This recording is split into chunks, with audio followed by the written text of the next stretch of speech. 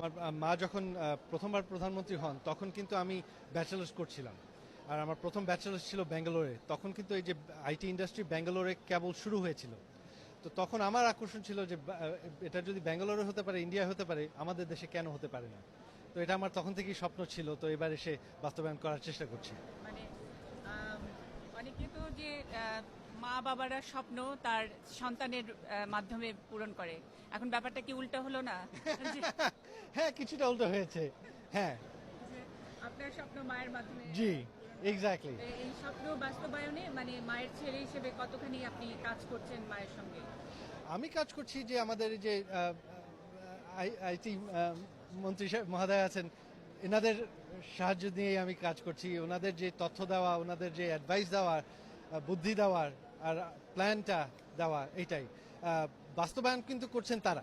যেহেতু আমি দেশে থাকি না, আমি ইমপ্লিমেন্টেশনে হাত দেই না, বাট তথ্য দেওয়া, বুদ্ধি দেওয়া, এটা হলো আমার কাজ। মানে প্রধানমন্ত্রীর ছেলে হওয়াটা তো একটু ধরেন অসুবিধারও ব্যাপার। ধরেন আমরা সাধারণ মানুষ হিসেবে হয়তো বুদ্ধি দিলাম, মন্ত্রীরা ইমপ্লিমেন্ট করতো, কিন্তু যখন নাকি প্রধানমন্ত্রীর ছেলে বুদ্ধি দিতে যান, হয়তো দেশের জন্যই, ভালোর জন্যই, আপনি ব্যাঙ্গালোরে পড়ে আসছেন ওইটা দেখে, তখন একটা সমালোচনার মধ্যে পড়ার একটা রিস্ক থেকে যায়। তো সেই ব্যাপারে সজীব আহমেদ ওয়াজেদ কতখানি সচেতন যে মাকে কোনো রকম ঝামেলার মধ্যে ফেলবো না, দলের কোনো সমালোচনা হবে না, কিন্তু আমি ডিজিটাল বাংলাদেশ স্বপ্ন বাস্তবায়ন করবো? দেখেন, আমি এখানে কোনো রিস্ক নাই, কারণ আমি দেশে থাকি না। তার জন্যই আমি দেশের থেকে দূরে থাকি। আমি দেশে খুব অল্প সময় কাটাই। তো এখানে আমার বেশি কিছু করারও আমি যদি চেতাম আরও বেশি করতে, আমার সেই সুযোগটাও নেই। আমি তার থেকে দূরে থাকি। আমার কাজ হলো শুধু তথ্য দেওয়া, বুদ্ধি দেওয়া, প্ল্যানটা দেওয়া। এটা বাস্তবায়ন করার দায়িত্ব ওনাদের। আমার আমার কোনো ক্ষমতা নাই এসব বাস্তবায়ন করার, এসবের আমি হাত দিই না। মানে এর আগে আমাদের যেসব অভিজ্ঞতা রয়েছে, যে বিগত প্রধানমন্ত্রীর ছেলেকে নিয়েও নানা রকমের কথাবার্তা উঠেছে, তো সেগুলোর থেকে কি আপনি কোনো লেসন নিয়েছেন?